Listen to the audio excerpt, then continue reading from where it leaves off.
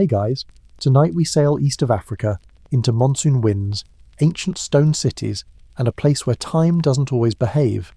Picture this: stars like broken glass scattered across the night sky, palm trees trembling in anticipation, and the salty snap of a triangular sail catching wind that smells like clove and the ghost of cinnamon. You're boarding a dhow, a stitched timber boat older than your family tree, at the edge of the Arabian Peninsula. No GPS, no engine, just the stars and the wind. You probably won't survive this. So before you get comfortable, take a moment to like the video and subscribe, but only if you genuinely enjoy what I do here. And hey, I'd love to know where you're listening from and what time it is. Drop it in the comments. Now, dim the lights, maybe turn on a fan for that soft background hum, and let's ease into tonight's journey together. You haul yourself aboard the dhow at midnight, greeted by a captain with more scars than teeth. He doesn't speak your language, but he gives you a nod that says, "We may both regret this, but too late now." You drop your satchel, your blanket, and your entire sense of logic, and settle in beneath a crude canopy stitched from goat hide. A crewman chants low while lashing down the cargo. Ivory tusks, sacks of frankincense, and a suspiciously jittery crate that might contain monkeys or something less adorable. The tide creeps in like ink, and the boat slips from the harbour. You lean over the side. The water glows, literally glows, with bioluminescent plankton, lighting up your wake like a magical glow stick trail. You sigh. Maybe this won't be so bad. Cue the first joke of the night. That was your last optimistic thought for the next, 30 hours. The wind, steady at first, starts pushing harder, humming like a beast waking up. The crew begins chanting louder. You pull your blanket around you and try to nap, but the constant creak and slap of sail and sea won't let your brain shut off. You hear snatches of Swahili, Arabic, maybe Portuguese, maybe just prayers, maybe just hallucinations. The air is thick with clove smoke and the diesel scent of centuries-old wood. This route you're on? It's ancient. Traders have used it since before the rise of Kilwa Kisiwani.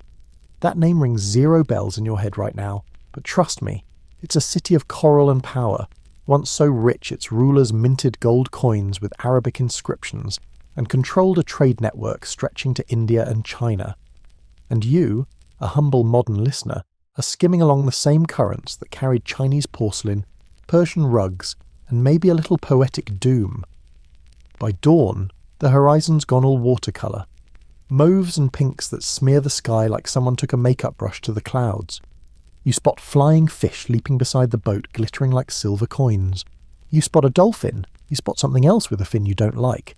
And then the wind dies, like instantly. The sail goes slack. The dhow rolls slightly, drifting like a toy boat abandoned in a bathtub. Everyone stops talking. You could hear a spice drop. The captain looks up at the sky. He mutters something. One of the crew quietly unties a carved wooden idol and places it beside the mast. Someone else tosses salt over the side. You pretend you're not watching any of this with increasing panic. Now the heat kicks in. No wind means no breeze. No breeze means the boat is now a floating oven baking you in sweat and doubt. You taste the salt crusting your lips. You reach for water. The captain shakes his head.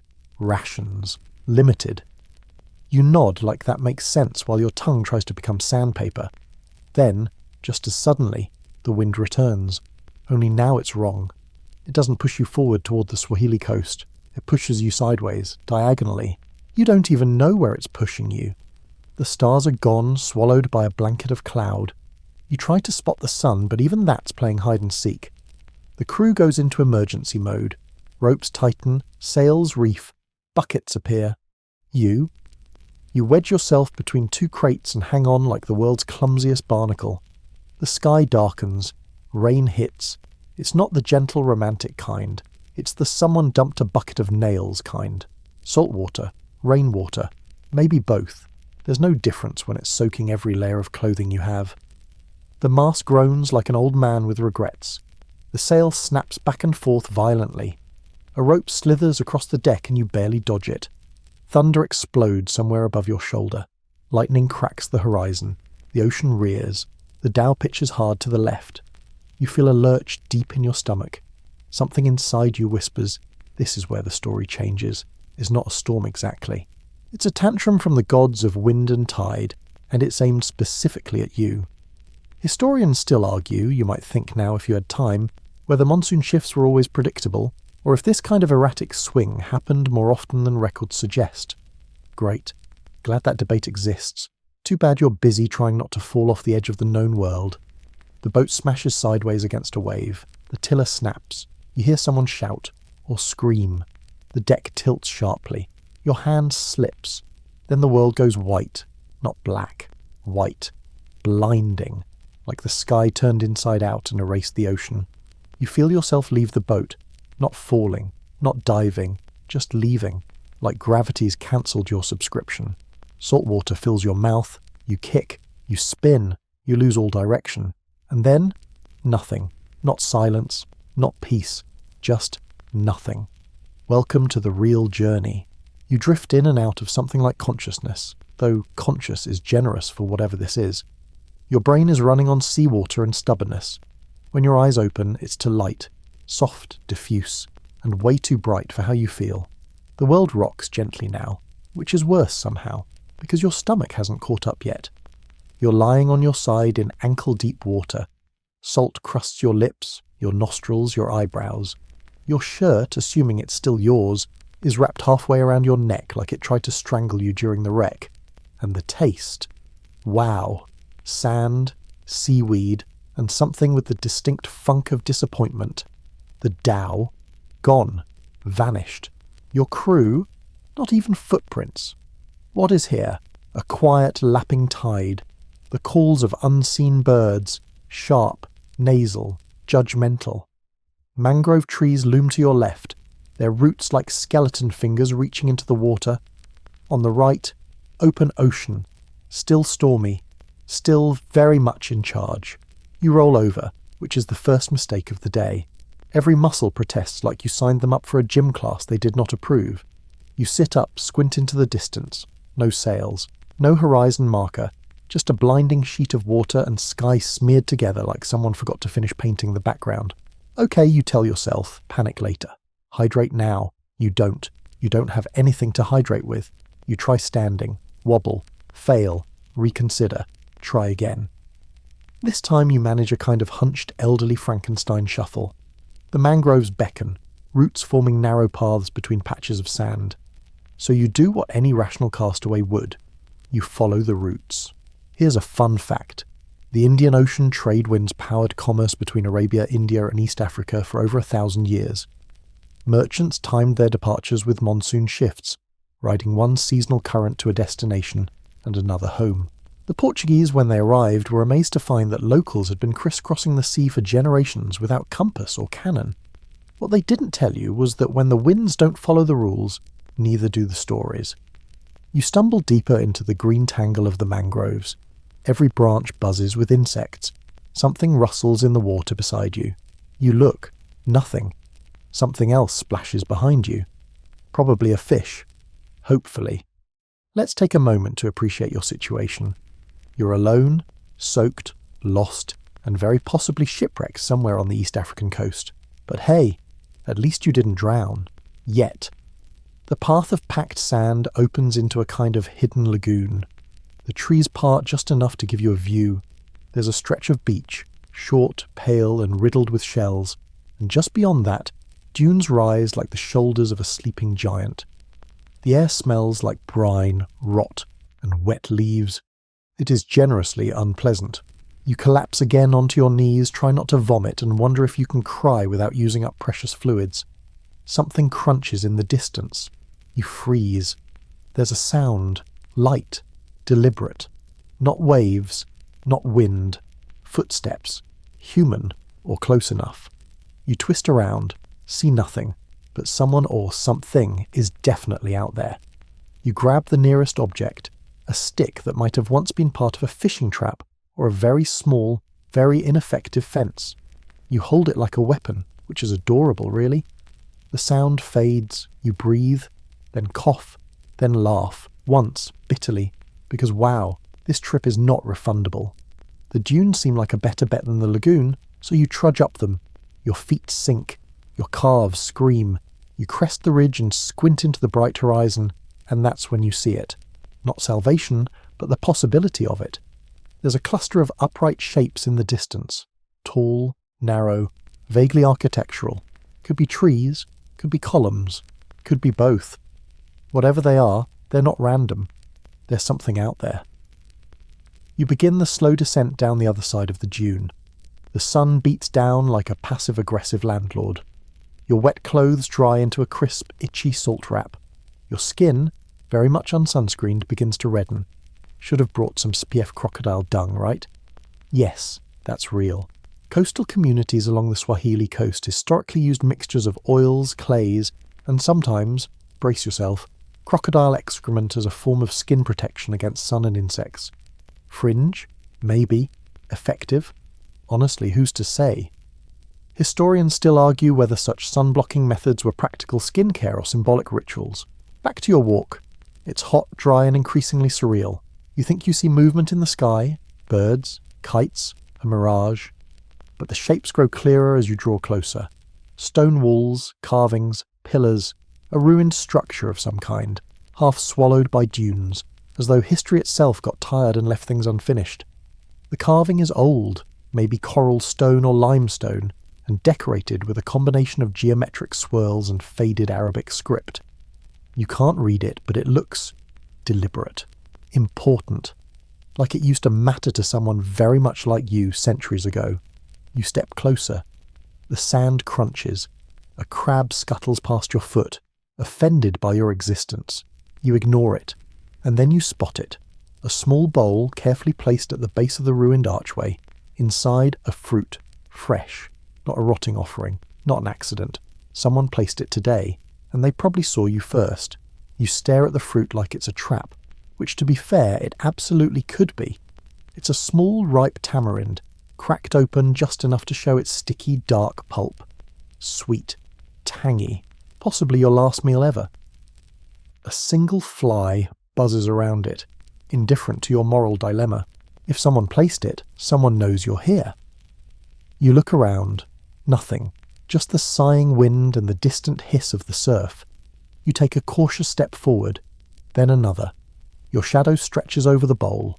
You kneel. You don't eat the fruit. You want to, badly, but something about it feels too intentional, too precise. This isn't the kind of place where snacks just appear. Instead, you sit back on your heels and examine the rest of the ruins. It's a collapsed structure, yes, but not abandoned. Some of the stones have been cleared into neat piles. A few walls have shallow niches, maybe old storage or prayer alcoves. You spot a carved doorframe, half buried in sand, etched with floral patterns that resemble Islamic architecture from the Swahili Golden Age. And here's your mainstream historical fact of the moment. Swahili city-states like Kilwa, Mombasa, and Lamu were major centres of trade, culture, and Islamic scholarship between the 11th and 16th centuries. They were wealthy, multilingual, and remarkably cosmopolitan, blending Bantu, Arab, Persian, and even Indian influences. The ruins you're staring at? Probably leftovers from that era. Coral rag masonry, carved lintels and all. You lean into the shade of one surviving archway, hoping for a break from the heat. Your skin's already tender. The sand, now in your socks, pants, hair, and emotional soul, crunches every time you move. Then, you hear it again. Footsteps. This time, no mistaking it. Deliberate. Crunch, crunch. Closer. You freeze, still holding your stick weapon, which is now splintered down the middle. You clutch it anyway because you are brave, delusional, or both. A figure appears at the crest of a nearby dune. Robed, tall, head wrapped in fabric. They're holding something long. Maybe a walking stick. Maybe a spear. You can't tell from this angle. They pause, scanning the ruins. You duck reflexively behind a pillar. Smooth, seconds pass. You peek. They're gone. Gone? You squint. Nothing on the dune. No footprints you can see, which is scientifically unfair. Sand should keep track of this stuff. You exhale. Too soon. Behind you, a throat clears. You whip around. There they are. Closer than anyone has any right to be. They raise their hands, palms out, not a threat.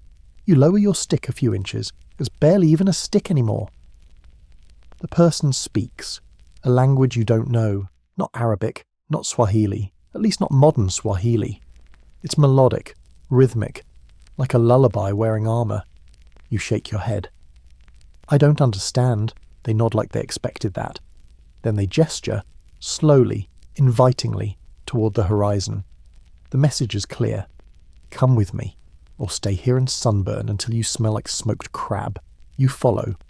There are times in life when you make a decision, and there are times when the decision is made for you by dehydration, curiosity, and a mysterious robed person who probably knows where there's water. This is all three. You trudge behind them, down another dune and onto a long stretch of wind-flattened sand. The tide has receded. Shells crunch underfoot. You catch glimpses of distant ruins. Other buildings, maybe part of a larger complex swallowed by time. The only sound is your breathing, uneven and still kind of salty. After maybe a half hour of slow walking, the sand gives way to compacted coral path.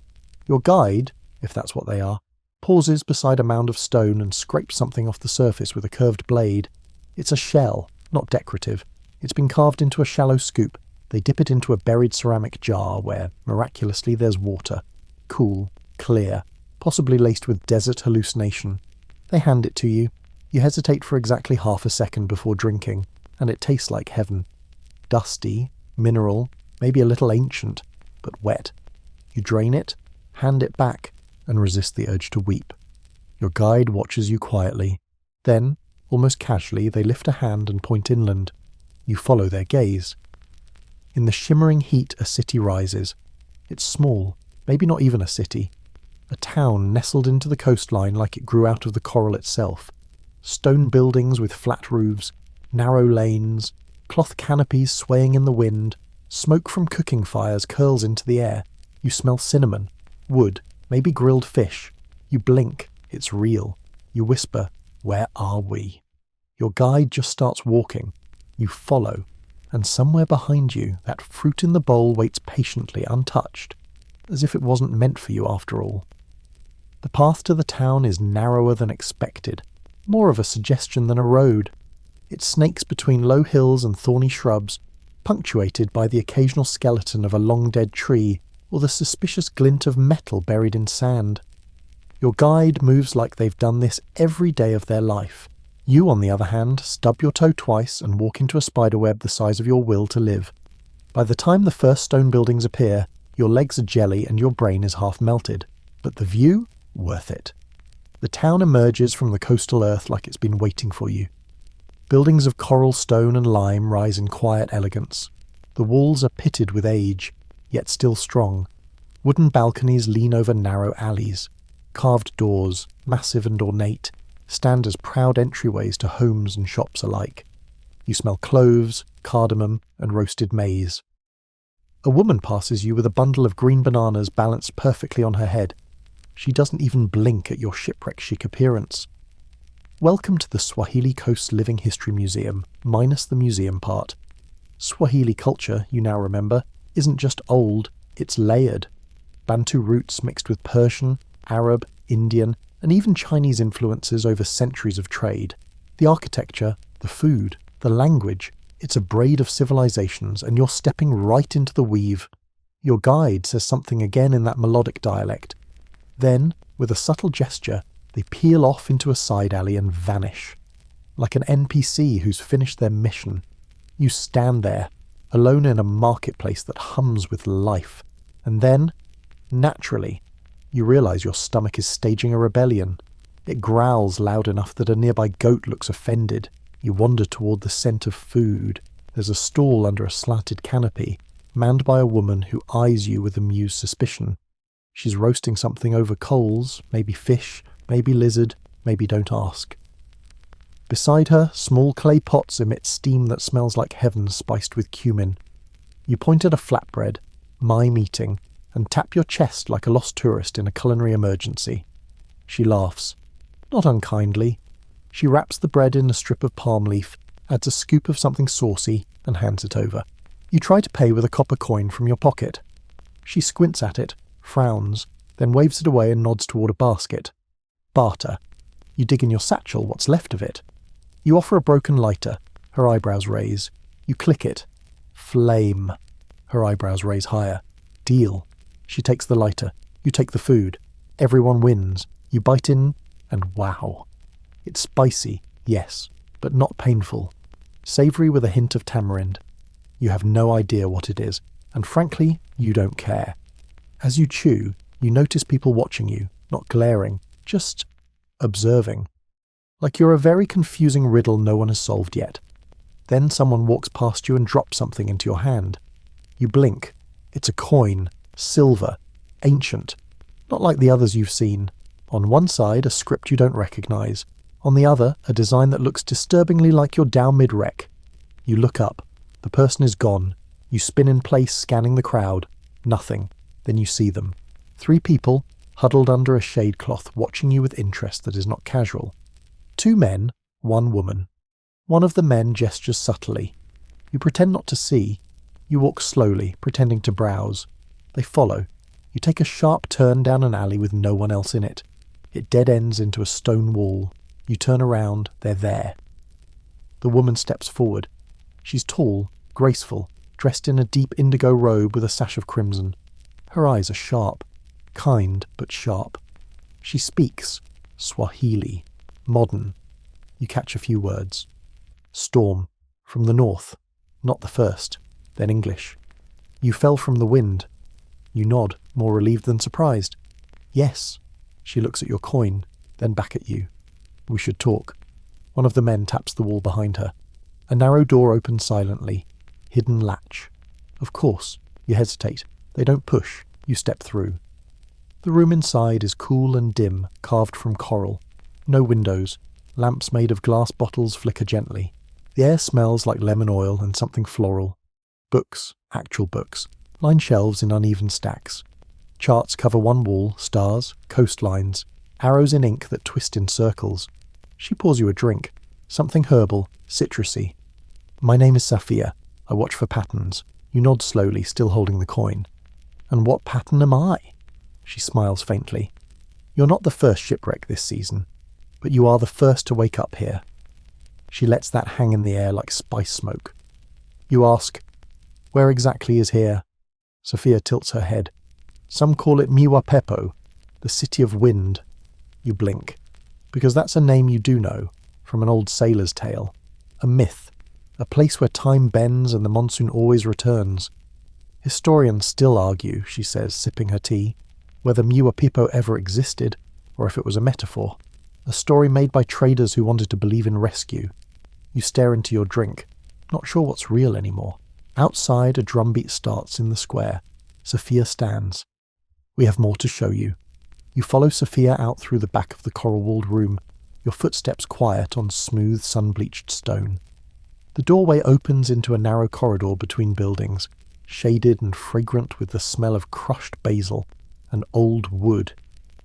Somewhere behind you, the coin still rests in your pocket, pressing against your leg like a question you haven't asked yet. Sophia walks ahead, graceful and certain, her robes barely brushing the ground. You trail behind, still half expecting to wake up in a hospital bed, or at least a damp beach with seagulls arguing over your shoes. You pass children playing a game with seashells and painted stones, laughing in the shade of a crumbling colonnade. A woman balances a tray of roasted cassava on her head, offering samples to passers-by. There's rhythm to everything here. The footsteps, the laughter, even the way the wind flutters the fabric overhead. As you reach the far end of the town, the buildings thin out and the path opens into what used to be a plaza, or maybe a courtyard for something sacred. Half the structure is intact. Arches still stand, some frescoed with faded floral patterns and faint Arabic calligraphy, others worn down into pale ghosts of meaning. The other half has collapsed into a tumble of coral rubble and coarse sand. You follow Sophia around the edge of the ruin until she stops at a curious sight. A squat stone platform with 4 carved pillars at the corners, each wrapped in colourful cloth. At the centre, placed deliberately atop a pedestal, sits a shallow bowl of polished obsidian filled with water. Floating inside are fresh hibiscus petals and a single carved charm in the shape of a dhow. You don't ask questions yet. You just stare. This place, she says, was once a shrine to Njiazaupepo, the paths of wind. Travellers came here to pray for direction, sometimes literal, sometimes not. You nod slowly, the pieces starting to connect. She points to the stone walls around you. Look closely. You step forward and run your fingers across the surface. The carvings aren't random, they're scenes. A procession of sailors, a great ship braving stormy waves, a figure washing ashore just like you being offered fruit. Your heart skips. These images are old, but they're telling your story. Safia watches your reaction, unreadable. We've seen this before. The stories repeat, the faces change. Like a cycle? Like a pattern. You sit on the edge of the platform, stunned. The obsidian bowl reflects your warped face back at you. A petal floats into your reflection's eye. Historians still argue whether this region truly had organised pilgrimage rituals, she says, or if the scattered shrines were just folk shrines, localised, personal, but the travellers remember, somehow. You look at her. Are you saying I'm part of a myth? I'm saying the myth keeps showing up. Behind you, a breeze picks up. Not strong, not pushy, but insistent. It stirs the cloth wrapped around the pillars. One strip slips loose, fluttering down into the sand. You catch it without thinking. It's embroidered. Tiny thread patterns. A swirling design that matches the coin in your pocket. Coincidence? No. You gave up on coincidence somewhere between being shipwrecked and eating barter bread. You look around the plaza. Something else catches your eye. A narrow gap in the coral foundation, half hidden beneath a stone slab. You crouch. Peer inside. It's a hollow. Not large, but dark and deeper than it should be. You can just make out something glinting. People leave things here, Safia says. Coins, names, pieces of themselves. You reach inside, fingers brushing something metallic, something wrapped in fabric. You pull it out slowly. It's a bundle, a cloth pouch tied with braided twine. Inside, a tiny carved boat, a tooth, maybe shark, and a folded scrap of parchment. The ink is smeared, but one line is still visible. Storm came early. Wind took us, I remained. You show it to Safia. She reads it silently. Her eyes linger on the boat. You're not the first to find one, she says, but usually they stay buried. The air thickens, not with heat, but with memory. Like this place is more aware than it should be. Then, your stomach growls again. A very human reminder that you're still partially ruled by basic needs. Safia chuckles, a soft sound that breaks the tension. Come, there's more you need to see. As you leave the shrine, you glance back at the obsidian bowl. The water's surface is still, reflective. You swear, just for a second, you see a dhow gliding across it. Probably a trick of the light, or the wind. You walk back through town with her, this time taking a different route. You pass more ruins, some abandoned, some repurposed. One has been turned into a school, another into a weaving workshop. Children wave at you. One tosses a seashell, which you instinctively catch, then awkwardly give back because you're not sure of the local shell etiquette. As you walk, Safia points out landmarks. An ancient well still drawing water, a carved door rumoured to have been a gift from a sultan in Zanzibar, a tree older than 3 generations of storytellers. The tree leans over a courtyard where elders sit drinking something warm and herbal, sharing stories that sound like riddles, and always, that breeze. Just enough to move your hair, just enough to remind you that the wind remembers. She leads you toward the northern edge of town, where buildings give way to dense greenery. The air cools, shaded by wide-leafed plants and swaying palms. A narrow path leads into the foliage. You hesitate. Safia looks at you. You came here by accident, she says. But the way out, that's no accident at all. You glance back once more. The town feels right, like you could stay, like it would let you. But the wind pulls at your sleeve, forward, always forward. The shade deepens as you follow Safia into the greenery, and the sounds of the town fade behind you, quieted by the hush of leaves brushing leaves and distant bird calls. The path is soft beneath your feet, all packed earth and twisted roots, dappled by sunbeams that stab through the canopy. It's cooler here finally. Your skin sighs in relief. Safia walks a few paces ahead, silent, letting the forest do the talking. And it does talk.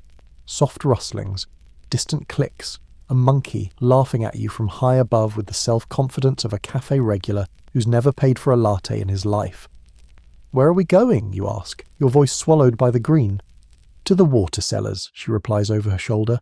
They'll help you understand. That's comforting, or terrifying, maybe both. You duck beneath a low-hanging branch and find yourself in a clearing. No, a courtyard, half overgrown. Once this place was grand. The stones underfoot are laid in neat geometric patterns, and at the centre stands a fountain of sorts, a wide basin carved from coral, dry now, but rimmed with etched designs of waves and wind spirals. Moss blooms in the cracks like slow green fire. There are people here, not many, 4, maybe 5 sitting or standing around the basin. One wears a necklace strung with shark teeth. Another smokes a long pipe carved from bone and something that might be driftwood. The third is impossibly old. His skin folds like paper, his eyes sharp like a hawk's. He watches you like someone sizing up a strange fruit.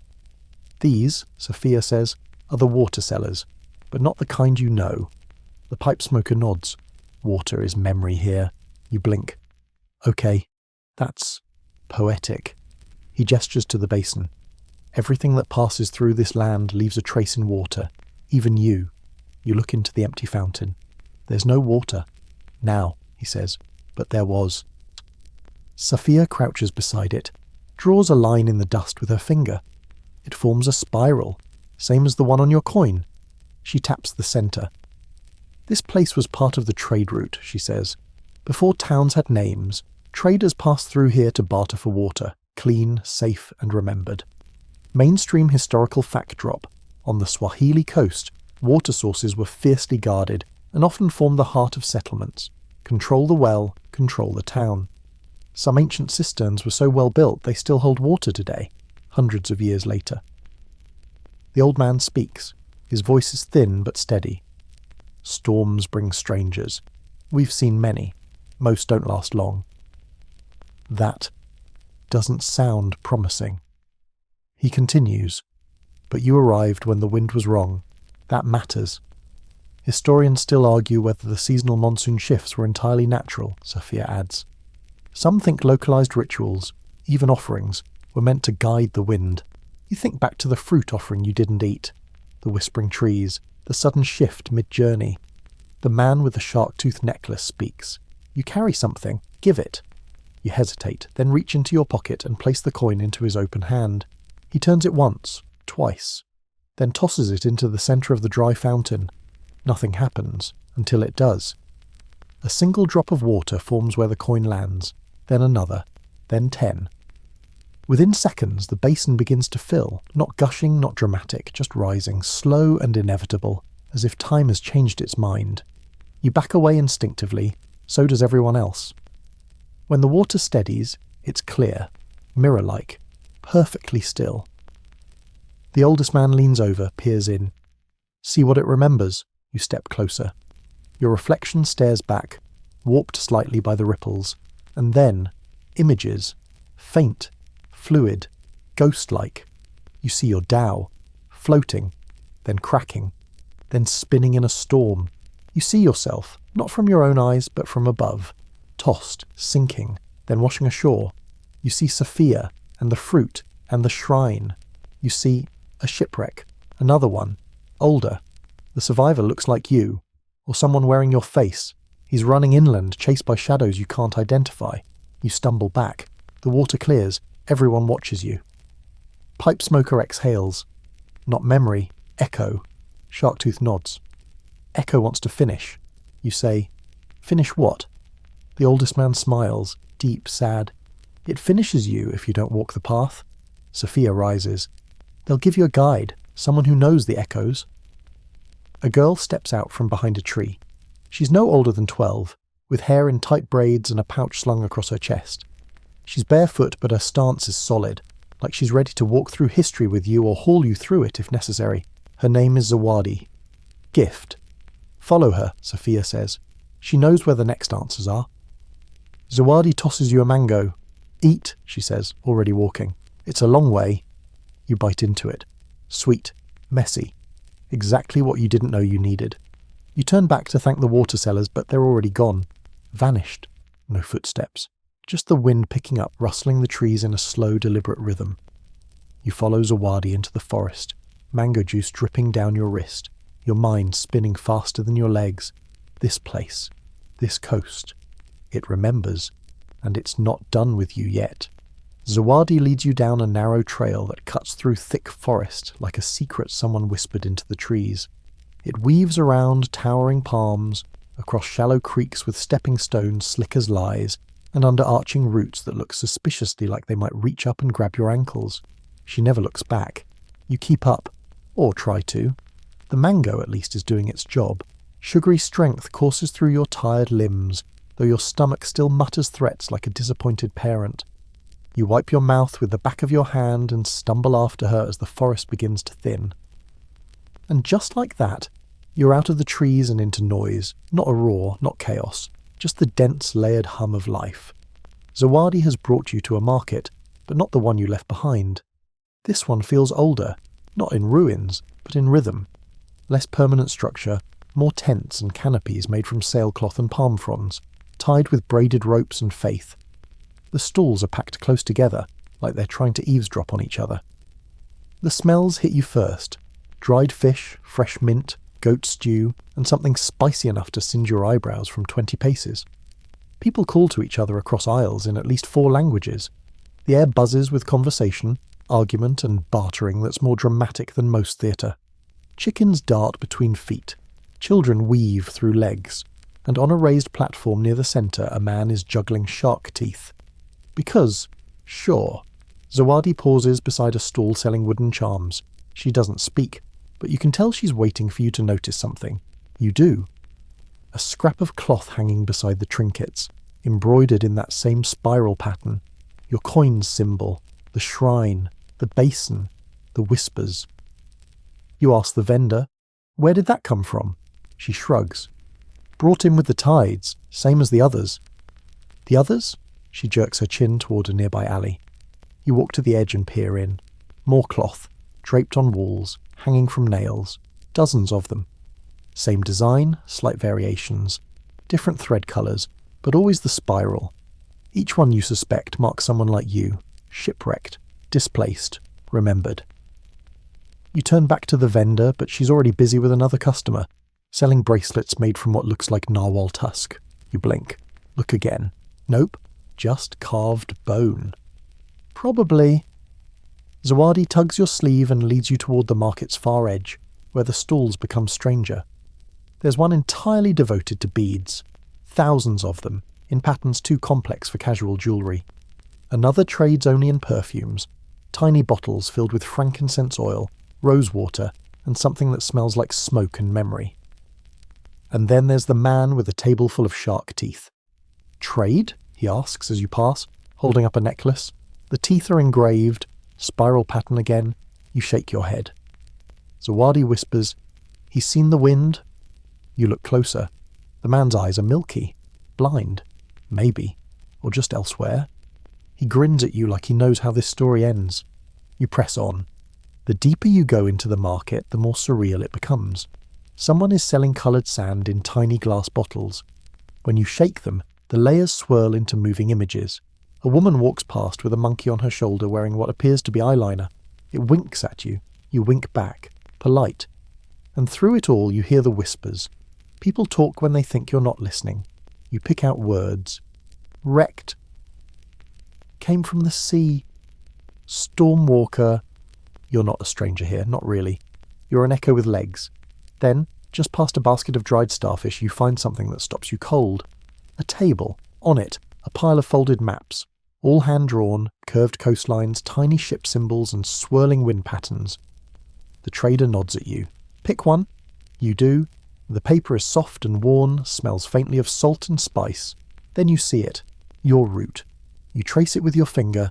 The path from the Arabian Peninsula down the coast. It's marked in red ink, ending in a jagged line with a tiny illustration of a wrecked dhow. Right where you crashed. You look up. Who made this? The trader shrugs. We just sell what arrives. Zawadi speaks for the first time in a while. The maps come through the old channels, same ones that carry the teeth and the cloth. You swallow. So someone knew this would happen? She shrugs with one shoulder. Maybe it always does. You look back at the stall, at the other maps. Some are newer, some older. Some so ancient they're cracked like old pottery. You notice a few are drawn on leather. one on palm frond, one on what you hope isn't skin. You buy the map, or rather you try. The vendor waves you off and instead hands you a folded paper charm. "It will help," he says, like that explains anything. You tuck it into your pocket right next to the coin. As you step away, someone behind you whispers, "He's marked now." You don't look back. Zawadi is already walking, threading through the stalls with unerring purpose. You follow, and as you leave the market, a gust of wind kicks up behind you, just enough to rattle the teeth on the necklace vendor's table. They clack like dice. Someone laughs. You don't turn around. You've learned. Zawadi leads you away from the market down a winding footpath that begins to rise. With every step, the noise behind you softens.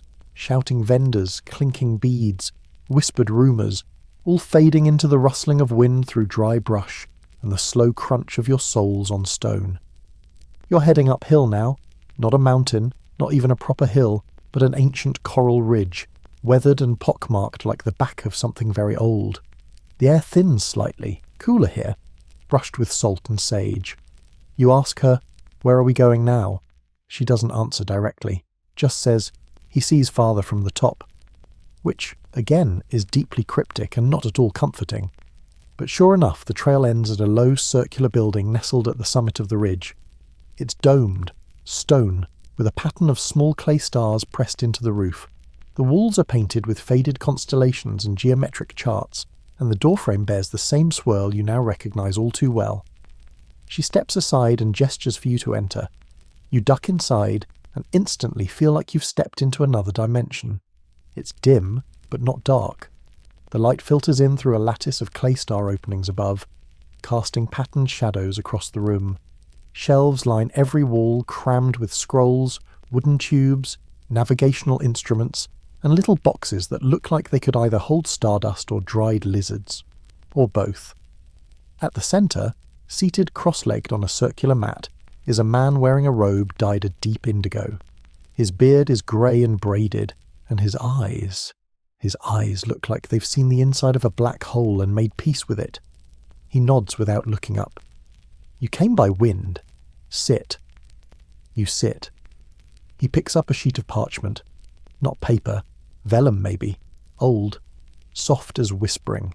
"I am the Queen's astronomer," he says, though there's no visible throne, and you weren't aware there was a queen. He turns the vellum toward you. It's a star map, but not one that matches any sky you know. The constellations are unfamiliar. The compass rose has 5 points instead of 4, and there are inked annotations in a script that curls like waves. "This was drawn by a traveller like you," he says. 120 years ago." You blink. "Someone like me?" "Stormcast, ship lost, wind chosen." That's a lot of titles for one unlucky person. He pulls out another map. Older, this one burned at the edges. This one, 300 years. The sky doesn't forget. You ask, "How did they survive?" He looks at you. "Most didn't. Fair. But some," he continues, "learn to listen, to the wind, to the stars, to the echo." You hear that word again. Echo. You're about to ask when he stands, walks to a wall covered in woven string diagrams, curved threads, knotted and dyed. A visual map of something. Historians still argue, he says, whether ancient Swahili navigators used these star webs to predict wind patterns, or if they were spiritual diagrams to understand fate. He plucks one thread from the display and hands it to you. It's warm from the sun, soft, frayed at one end. You're here now because the wind's brought you, but if you want to leave, you must walk the star path. That sounds great, except for the part where you have no idea what that means. He seems to read your thoughts, probably from your increasingly anxious posture, and adds, "There's a path that leads to the interior, not just of the land, but of the pattern. What broke your journey began in land." You think back, the sudden wind shift, the fruit bowl, the shrine, the spiral that keeps following you. "Someone pulled me off course." "Not someone," he says, placing a hand gently on your shoulder. "Something." You sit with that. Then Zawadi, silent until now, clears her throat and steps forward. She holds out a leather pouch. You open it. Inside, a compass. Or at least, a thing that looks like a compass. The needle doesn't point north. It spins slightly, then settles. Not to any cardinal direction, but towards something only it understands. The astronomer smiles. "That will guide you, but only at dawn and dusk. The rest of the day it sleeps." You nod. already overwhelmed. He returns to his scrolls and murmurs, "Rest here. Tonight, the wind will change again." And it does. That evening, as you lie on a mat near the astronomer's many sky maps, you hear it start. A soft, steady whisper through the clay stars above. The breeze shifts. The air carries the scent of something foreign. Distant fires, flowers that don't grow nearby, ocean salt from another shore. You dream of stars in places they don't belong. You wake to Zawadi tapping your arm. "It's time," she says. You rise, gather your satchel and pocket the strange compass. Before you leave, the astronomer offers one final word. "Don't try to control the wind, just ride it." You nod, step out into the morning haze and descend the coral ridge. Below, the world waits, full of whispers, roads that walk themselves and echoes that may or may not be your own. Dawn fog clings to the trees as you and Zawadi descend the coral ridge.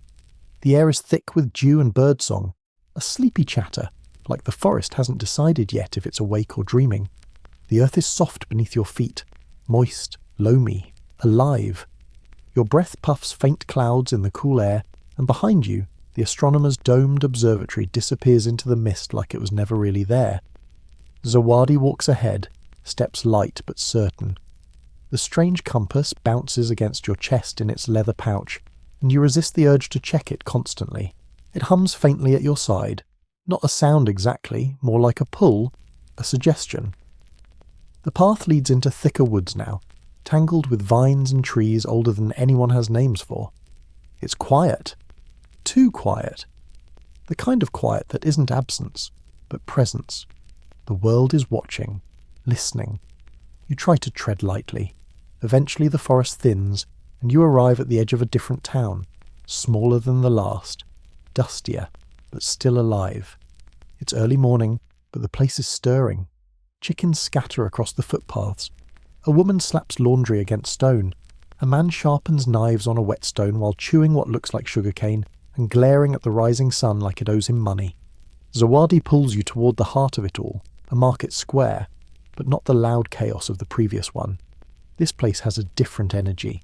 The stalls are simpler, fewer fabrics, more food, less ceremony, more function. And there, among the stalls, you see something impossible. A peacock. On a leash. Yes, a full peacock. Feathers dragging through the dust. Its handler, a boy no older than 10, nods at you solemnly. The bird watches you with eyes that definitely know too much. You nod back. Respect. You wander further into the square. The buildings around you are old, stone and wood, with doors carved in the same spiraled motif you've been seeing. Some shutters are painted with stars, others with animals. One depicts a boat shaped like yours, half submerged, tangled in vines. Coincidence? You've stopped believing in that word. Zawadi leads you to a small food stall where an old woman serves milky tea and something like flatbread folded around sautéed greens. You sit, eat, sip. It's delicious. She eyes you sideways and says something to Zawadi in Swahili. Zawadi replies in a low murmur. Then the woman turns to you and speaks English, thick accented but clear. You look like the storm didn't finish.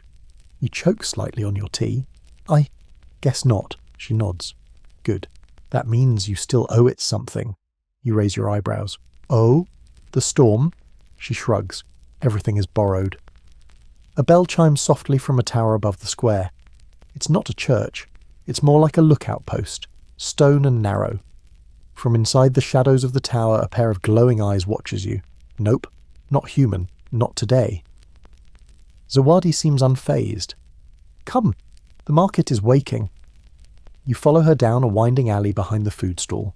The walls are painted with fading murals, scenes of sailors, waves, giant fish with human eyes.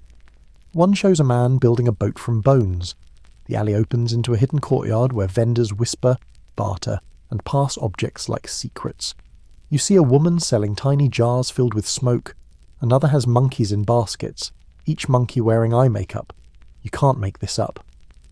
And in the far corner of the courtyard is a stall where no one speaks.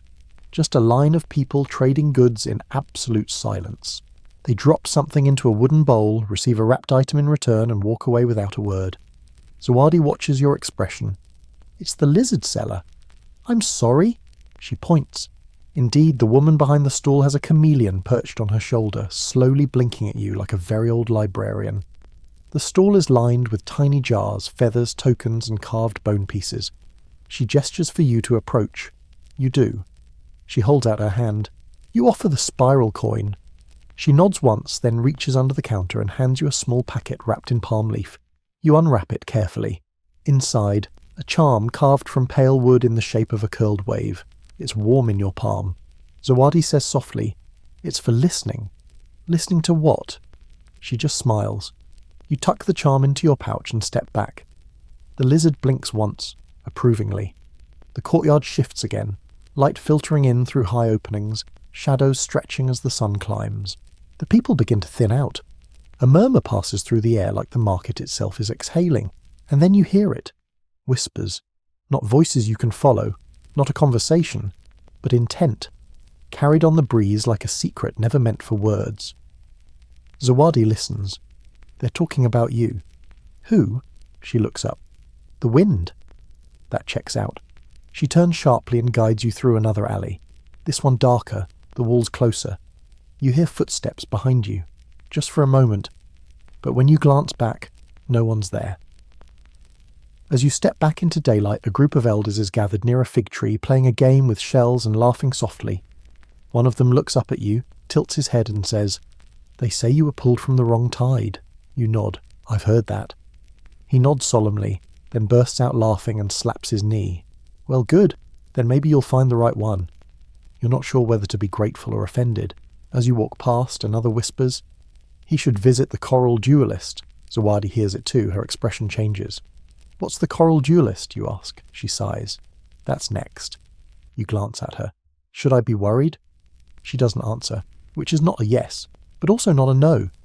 The sun has climbed higher by the time you reach the coral duelist's quarter, a dusty plateau at the far edge of the town, where the stones underfoot grow whiter, sharper, and less forgiving. The air smells different here.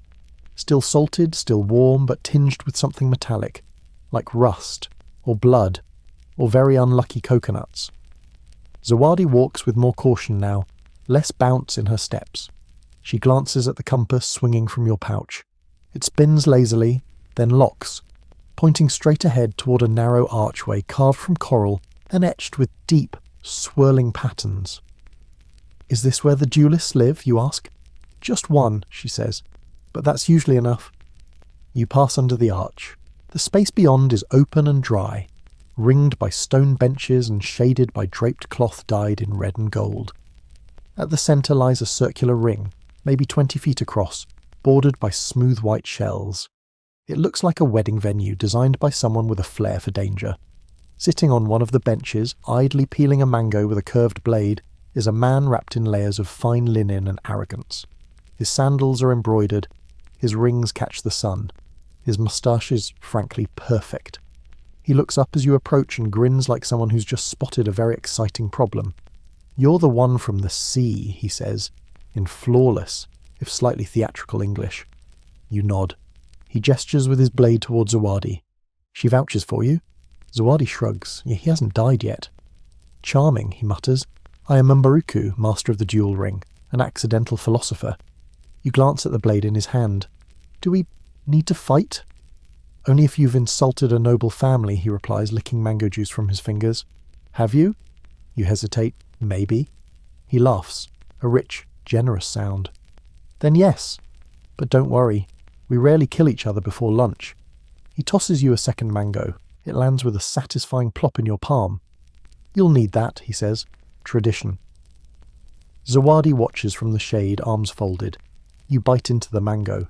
It's soft, overripe, sticky, and immediately makes you feel like you're 5 years old and in trouble for ruining a festival outfit. Juice runs down your chin. Your fingers are a mess. And Baruku nods approvingly. "Perfect," he says. "Now you're ready." A boy appears with a bundle of cloth. Inside, 2 curved blades. Short, elegant, balanced. You flinch. "No, no." Baruku waves a hand. "This is mostly theatre. You just need to demonstrate you're willing to stand your ground." You whisper to Zawadi, "What happens if I lose?" She tilts her head. "He might steal your shoes." "You're joking," she raises an eyebrow. "Am I?" The ring clears. A few townspeople have gathered, quiet, expectant. One chews on sugarcane, another bets 2 clove pods on you. 2 seems generous. And Baruku steps into the ring, flourishing his blade. Come, stranger, let's see if the wind gave you more than just dramatic timing. You sigh.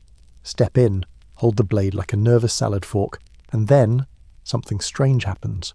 The wind shifts, your limbs loosen, your breath steadies, you move. He swings, slowly testing you. You parry, barely. The crowd murmurs. Another swing. You duck, improvised, sloppy, somehow effective. Baruku grins. Oh, I like you. The duel lasts all of 3 minutes. You don't win, but you don't bleed either. That's a draw, apparently. At the end, he steps back, salutes with the blade, and tosses you a scrap of cloth. Embroidered, of course, with the spiral. Wear that, he says. People will stop trying to challenge you. You nod, breathless. He adds, at least for a few days. Zawadi steps into the ring. Now that you're officially interesting, we can move on. You groan. We couldn't have skipped this part? Not if you wanted the mango, she says. Tradition. You both exit the ring. The crowd disperses. Someone's already folding up the cloths. The boy collects the blades, whistling. As you walk away, Baruku calls after you. Follow the map the sky wrote, not the one you brought. You turn. What does that mean? He just grins and returns to his mango. Back on the path, Zawadi hands you a piece of leather, folded, smudged with old ink. It's a map, not the one from the market. This one shows the coastline, yes, but it also leads inland, through jungle, across rivers, past markers shaped like stars. Where did this come from, you ask? She taps your pocket. Your coin brought it. The wind picks up again, steady now, warm, insistent, the kind that pushes. Where does it go, you ask? She looks toward the horizon, where the trees rise thick and green. To the old rivers, she says, and something waiting at the end. She starts walking. You follow, mango-stained and sword-brushed, leaving behind the coral ring and the man who fights like a poet and speaks like a proverb. The wind's at your back, and the path is getting stranger. The inland path unfurls like a forgotten ribbon, worn, winding, and just wide enough for 2 people walking side by side, though Zawadi prefers a few steps ahead, as always. The trees thicken quickly, rising into a dense canopy that filters sunlight into soft green haze. The forest floor is springy with moss, dead leaves, and the occasional hidden root that tries to murder your ankles. You're sweating before you've gone a mile. The air here is heavy, laced with the sweet scent of ripening fruit, and the unmistakable tang of something alive just out of sight. Maybe a monkey, maybe a big one, maybe best not to ask. After a while, the path intersects with a stream. The water runs clear and fast, bouncing over pebbles like it's late for something. Zawadi kneels, scoops a handful, and drinks without hesitation. You follow her lead, and the water is cold and perfect. A brief moment of bliss in an otherwise questionable life choice. You rest briefly on the bank. Zawadi unwraps something from a cloth pouch and offers it. Roasted groundnuts, still warm. You eat together in silence, and when she speaks again, it's low and thoughtful. The map shows what's ahead, but not what waits. You nod slowly, wondering which is more dangerous. She continues. The next place. People don't go there much. They say it was built when the land still dreamed of the ocean. That's not ominous at all, you mutter. She smiles faintly. It's old. The walk resumes. You cross 2 more streams, pass under a natural stone arch formed by some ancient upheaval, and eventually reach a wide clearing, and there it is. A forge, or what's left of one. Built into the side of a stone bluff, blackened from years of smoke, it still stands like a giant squatting on the edge of the forest. The air smells faintly of iron, ash, and old ambition. Strange that a smithy would be this far from the coast, but here it is, solid and eerily quiet. Swahili steel, Zawadi says softly, brushing moss from a collapsed anvil. Some say it could split a man's thoughts from his body. You stare. I think that's metaphor, she adds. Hopefully. She points to the wall where a rack of rusted tools clings to the stone. Above it, carved into the blackened coral, another spiral, because of course. Mainstream history break, Swahili metalworkers were renowned for their craftsmanship, especially in places like Mombasa and Pate. Their swords, short, curved, beautifully balanced, were both weapons and works of art. Some were traded as far as Persia and India. Though few survive, legends of singing blades and ghost steel linger in oral histories, and now you're standing in one of their ghost towns. Zawadi walks past the forge and gestures for you to follow. Behind it lies another structure, smaller, dome-shaped, with a collapsed roof and charred doorframe. You duck inside and freeze. Maps, everywhere, drawn on leather, painted on wood, etched into stone.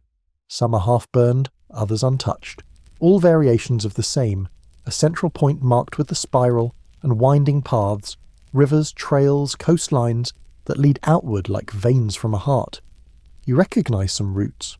You've walked parts of them, but others are unfamiliar, places you've never heard of, directions that seem to loop back on themselves like riddles.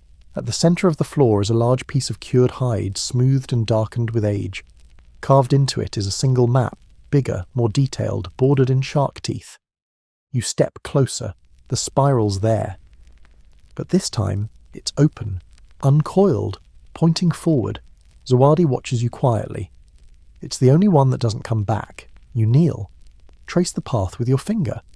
It leads inland, cuts through 3 river forks, and ends at a strange mark. Not a town, not a mountain, just a circle. You look up. What's there? She shrugs. No one knows. The ones who go that far don't come back the same. You sit back. The forest hums beyond the cracked walls. A bird calls out, loud, long, and laughing. Of course it's laughing. Suddenly a voice behind you. You found the uncoiled path. You spin. An old man stands in the doorway, bent but solid, holding a long walking stick carved with the now familiar spiral. His eyes are clouded but not blind, more like focused on something you can't see. He nods at Zawadi. Brought him here, did you? She nods. He followed the wind. He steps into the light. Then he'll need the map. You gesture around. There are about 50. He chuckles. Only one's alive. He crosses to the far corner, moves aside a hanging cloth and pulls out something wrapped in oilskin. He unwraps it with reverence. It's a map, but unlike the others, it's drawn on something translucent. Not leather, not paper, more like treated fish skin or dried palm. The ink glistens, the lines shimmer when turned. He holds it out. You hesitate. He growls. It won't bite you unless you ignore it. You take it, and immediately feel the compass in your pouch stir. Zawadi leans in. That map will show the river mouths, but only when the wind is right. The old man nods. Tonight, watch the water. When it pulls toward the trees, follow it. You glance outside. The sky's beginning to turn gold. You roll up the map and tuck it into your satchel. The old man smiles. You'll find your next answer at the bend where the water forgets its name. Is that on the map? No, he says. It's in the story. Of course it is. You step outside, the sun setting behind the trees. Zawadi adjusts the strap on her pouch. Ready? She asks. You nod, and the forest exhales. The river finds you before you find it. As twilight thickens over the forest, the trees hush themselves. No birdsong, no rustling leaves, no monkey arguments, and a cool breeze slithers low across the undergrowth. Zawadi guides you along a narrow ridge until the canopy opens into a wide basin, carved by time and water and quiet ambition. Below, the river curls like a sleeping snake, dark and wide. It doesn't babble or gurgle, it breathes. Broad swaths of reed bend gently along its banks, and the moon, half risen, paints silver streaks across the current. It's not just a river. It's old. Older than the town. Older than the spiral. Chumamaji, Zawadi says softly. The river that remembers. You glance at her. That's a name? She nods. Also a warning. A narrow boat waits by the bank. Hollowed from a single tree trunk, it's simple but steady. A woven mat lines the bottom, and tucked into the centre are 2 paddles, a gourd of water, and a small clay jar sealed with wax. Zawadi climbs in first and steadies the boat. You follow, wobbling as gracefully as a giraffe on roller skates. As you push off, the world slips into dream logic. The water doesn't resist. It carries you. Above, stars emerge. First one, then dozens, then the whole stitched fabric of night. The jungle on either side of the river looms close but never quite touches. Fireflies blink like blinking is the only language they know. Somewhere in the distance a drum beat rises and fades. "Do you hear that?" you ask. Zawadi nods. There's always music on the river. The current turns lazy, winding between cliffs draped in hanging vines and moss that glows faintly in the dark. Strange birds call overhead, some curious, some clearly annoyed you're here. One particularly sassy heron screams at you like you stole its inheritance. You pass the first river fork. Zawadi checks the sky, then the compass. The needle quivers, then settles to the left. You turn the boat. The trees press in again, the path narrower, more secret. Here, the river changes mood. It doesn't breathe, it whispers. Low, steady sounds like breath through reeds, words without syllables, sentences without grammar. You strain to understand. Nothing quite resolves. Zawadi reaches into her pouch and pulls out a small jar, blackened, wax-sealed. She opens it. The smell hits you instantly. "What is that?" she grins. "Crocodile dung, with tree sap and crushed charcoal." You gag slightly. "That's your sunscreen? Also bug repellent?" "Of course it is. Historians still argue," she says, smearing some on her arms, "whether people used it because it worked or because it scared off spirits. You choose to believe both and reluctantly dab some under your sleeves. It smells like ancient regret. The second river fork arrives. This one is tricky, partially blocked by reeds and floating lilies. The compass needle spins once, then jerks to the right. You paddle. The boat slides through the gap with a wet shoosh, and suddenly the world is wide again. A clearing. On either bank, tall poles rise, decorated with bones, beads, and feathers. Some dangle masks, others hang offerings in little baskets. Fish bones, fruit peels, dried herbs. The river slows as though it's entering sacred space. "This is where the river forgets its name," Zawadi says. You ask, "How do you know?" She just points. On the right bank, lit by moonlight, lies a stone platform, circular shallow steps leading up to a flat centre. It's ringed with carved symbols: spiral, star, wave, and one you haven't seen before. A human hand with 5 dots beneath it. You steer toward it. The boat glides silently to shore. You step out, mud squishing underfoot, and climb the steps. The platform is warm, even in the night air.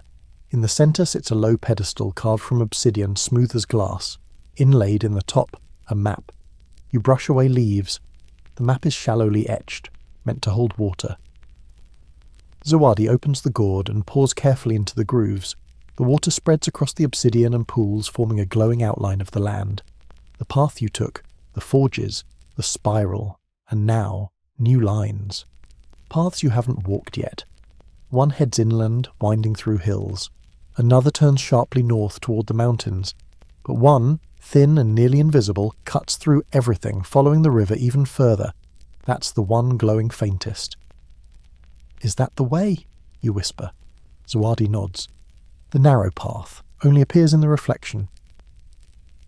Sure enough, if you tilt your head and look not at the water but into it, the path becomes clear. A thin ribbon cutting through fog and time.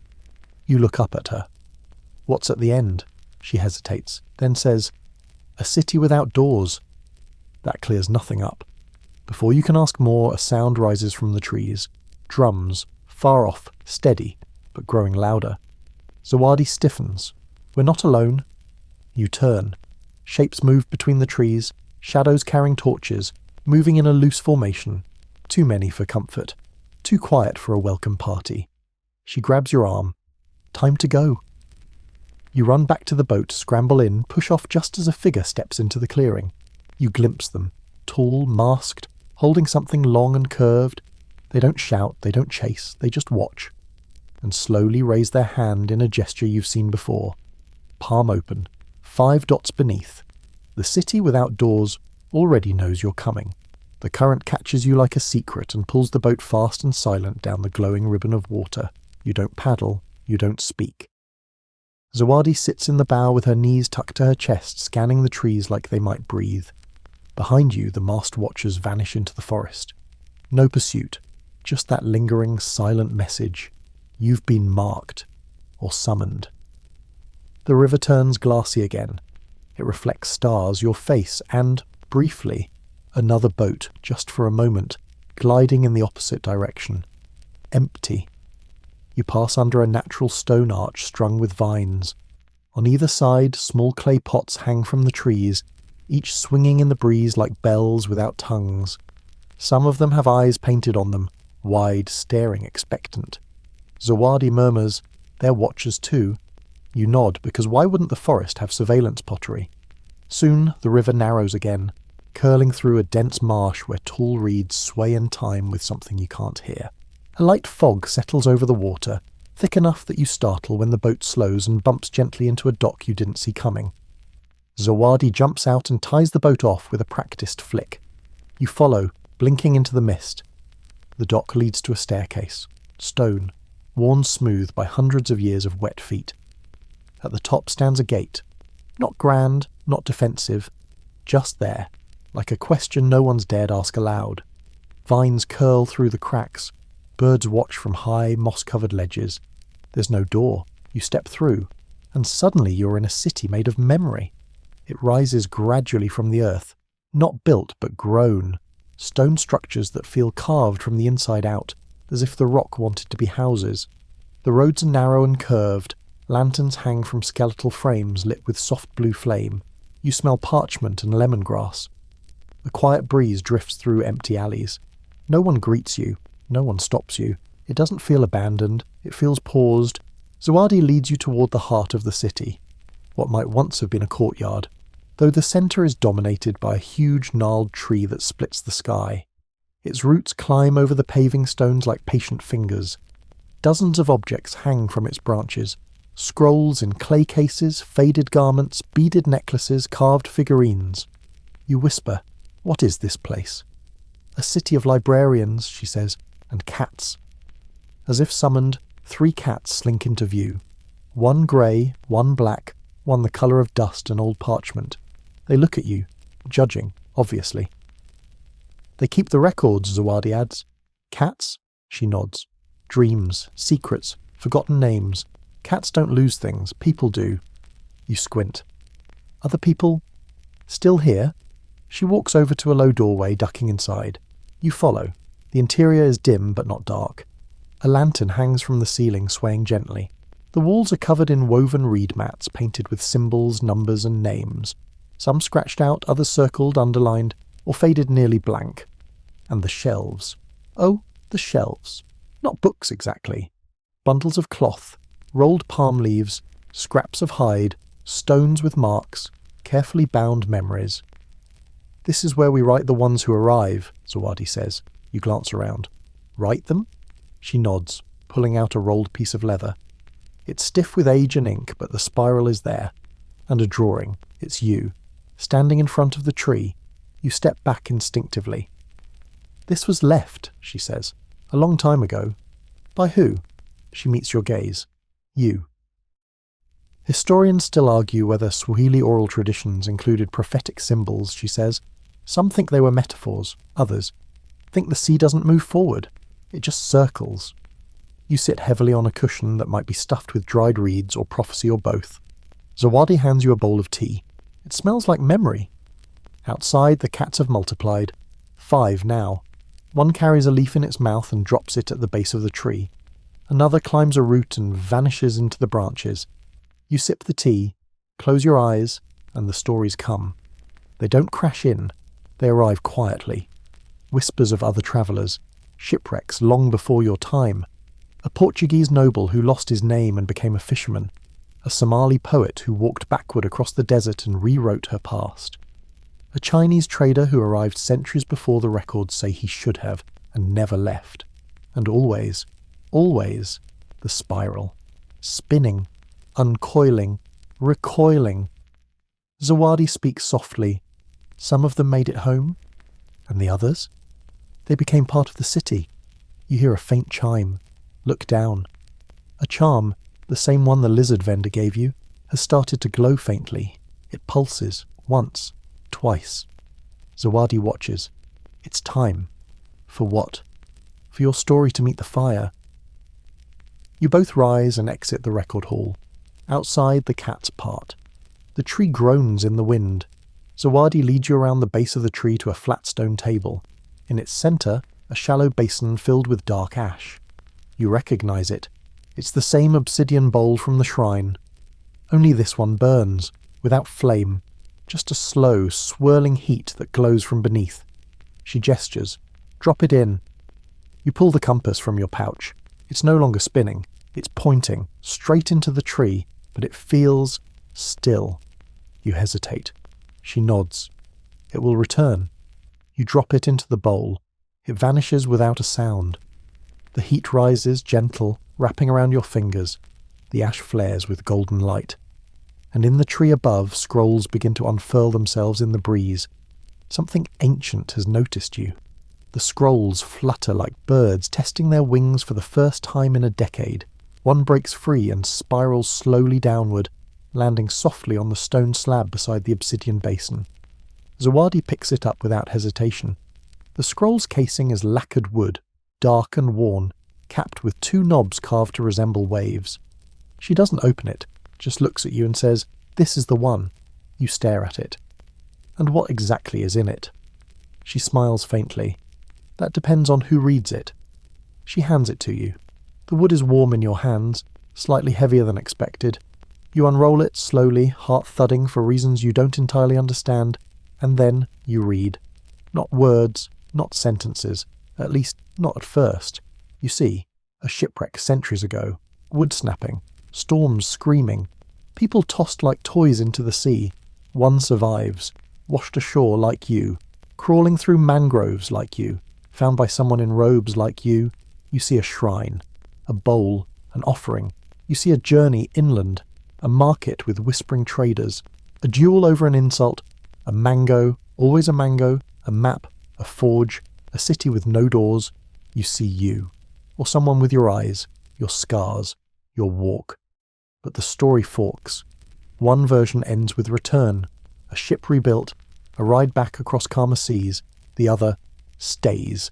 The survivor becomes part of the spiral, becomes a guardian, a guide, a whisper inside the wind. The scroll ends there, not because the story's finished, but because the page ran out of space. You look up, dazed. "That's me?" Zawadi tilts her head. "It was." You ask, "How does it end?" She shrugs. "That's the part you're still writing." A cat climbs onto the stone beside you, curls into a tight loaf, and promptly falls asleep on your knee. "You've been dreamed about before," Zawadi adds. You stare at the scroll again. "So I was never the first." "No one is." And just as you're about to say something very profound, or possibly sarcastic, drums begin to sound in the distance, low, rhythmic, urgent. Zawadi stiffens. "We're late." "Late for what?" "The fire song, of course, the fire song." You follow her through the twisting alleys of the memory city. Cats dart ahead like heralds. Lanterns swing from doorways. People appear now, quietly, naturally, as if they were always here, just waiting for the story to catch up. They line the streets. No applause, no cheering, just watching. Nods, recognition. At the edge of the city stands a platform made of driftwood and bone. In its centre, a fire pit dug into the ground, flames rising without smoke, crackling in colours that shouldn't exist. Indigo, emerald, gold. People gather around in a loose circle. Some hold drums, others hum, low and steady. Zawadi leads you to the front.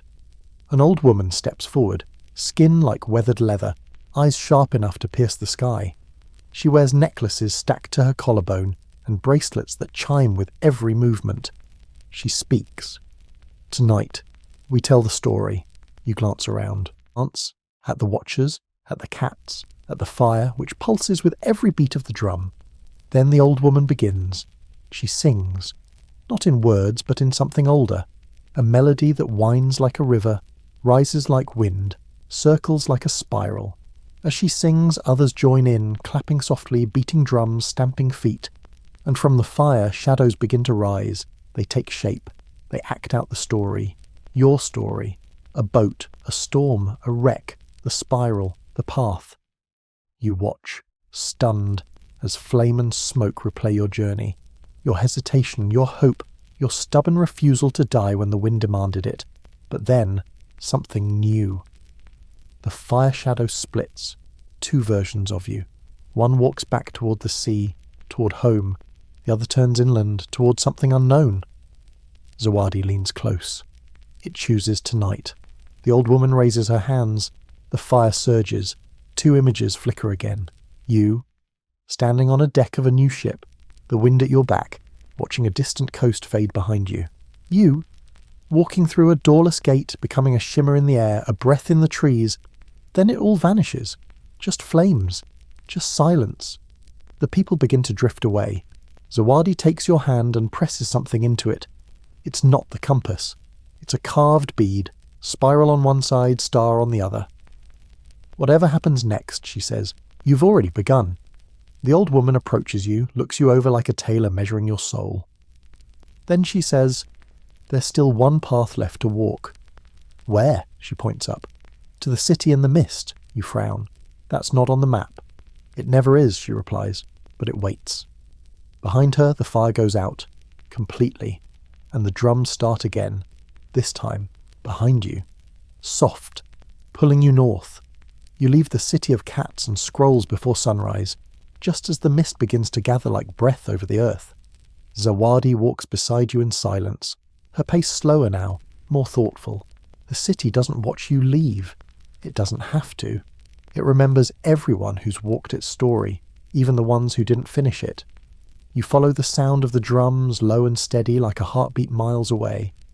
They guide you northward along a rising path, through tangled forest laced with fog so thick it feels like wading through breath. Every now and then, your foot brushes something ancient, a carved stone, a cracked bowl, a bead lost 100 years ago and only just reappeared.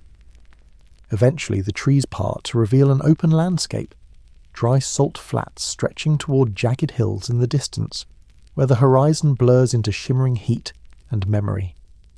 The air smells different here, brittle, metallic, like the memory of rain in a place that's forgotten what water feels like. Zawadi stops at the edge of the salt. From here, we follow the mines. You frown. Mines? Like tunnels? Not exactly. She doesn't explain, which at this point feels on brand. You walk across the salt like ants crossing a plate. The ground cracks underfoot. The occasional mound rises like a fossilized termite nest. It's quiet in a way that scrapes at your ears.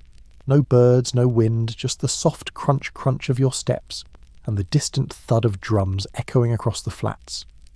After a while you start to see openings, dark holes in the earth, partially covered by stone slabs or wood planks. Some are ringed with bones, others with charms made of shell and wire. Salt mines, Zawadi says, but not just for salt. You peer into one. Cold air leaks from it like a whisper. The sides are carved, stone marked with notches and symbols you've seen before. These go deep, she says. Too deep, some say. You glance at her. You mean metaphorically? She shakes her head. No, just deep. She pulls a small jar from her pouch, unseals it. Inside, ash. The old way, she says, to see inside. She sprinkles a pinch into the air over the mine.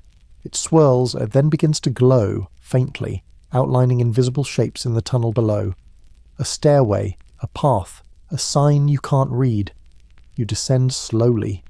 The tunnel is cool and narrow. The walls sweat salt. The air smells like minerals and something older, like stone dreaming of the ocean it used to know. Deeper in, the space opens up. A chamber. Natural but marked.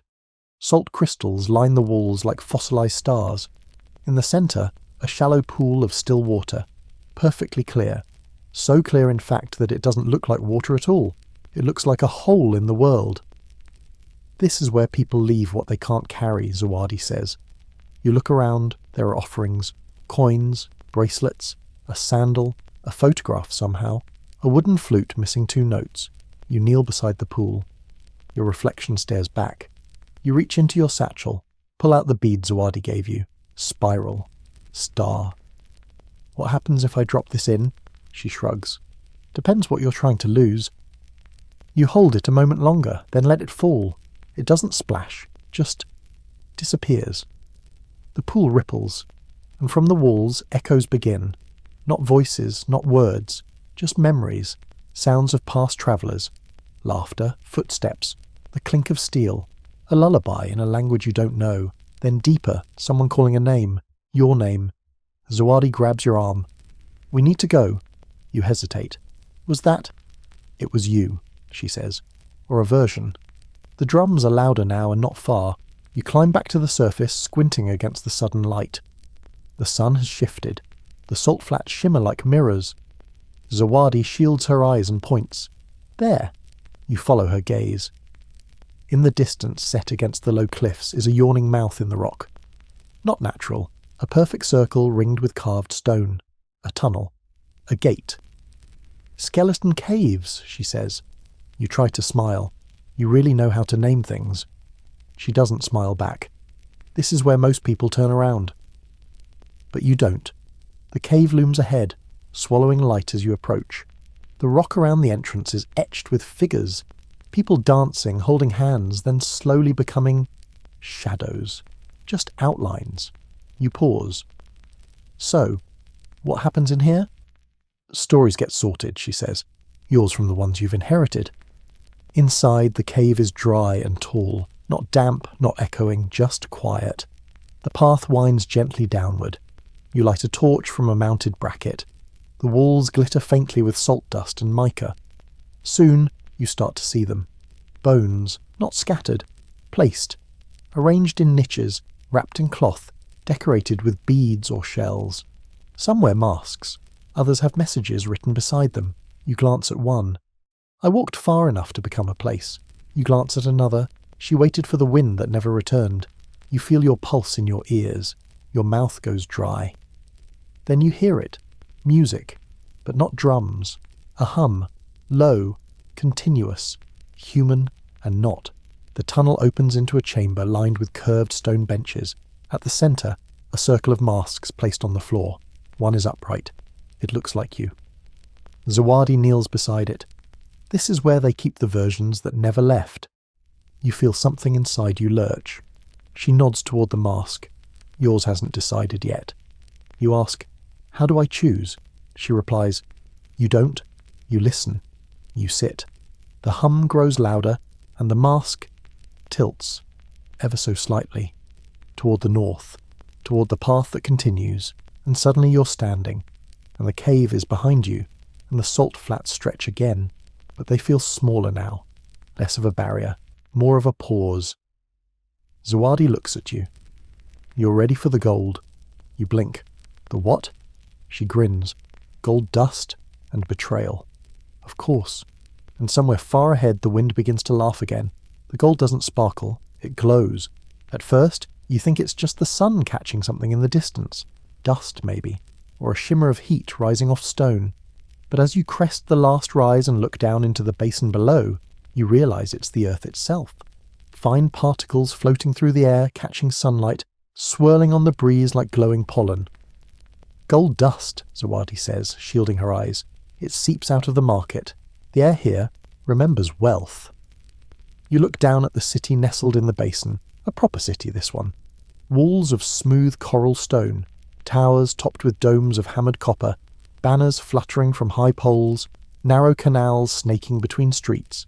It looks like someone took every Swahili trade port, every carved door from Zanzibar, every ivory inlaid bench from Kilwa, and braided them together. There are no guards at the gate, just two carved pillars, each etched with spirals and stars. You walk between them, dust curling around your ankles, clinging to your skin in the same way stories cling to names. The city is alive. Vendors shout in 3 languages. Bells ring from distant towers. Fishwives bargain with scholars. Someone is juggling figs on a rooftop. A monkey steals one. Everyone claps. You pass a stall selling turmeric and dried papaya. Another offers hand-bound scrolls written in blood-orange ink. Another?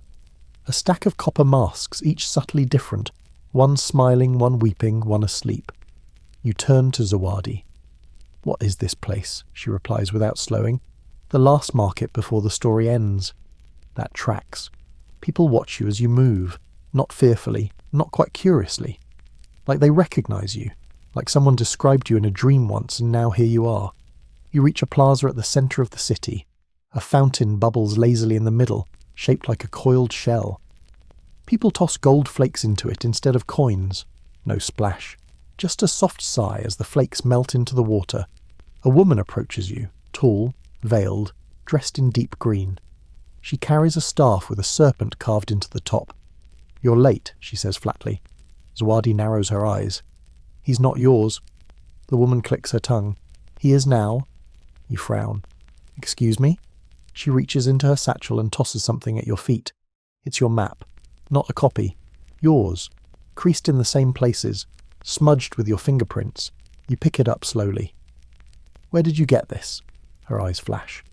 "From someone who trades in endings." Zawadi tenses. "She sold you." The woman shrugs.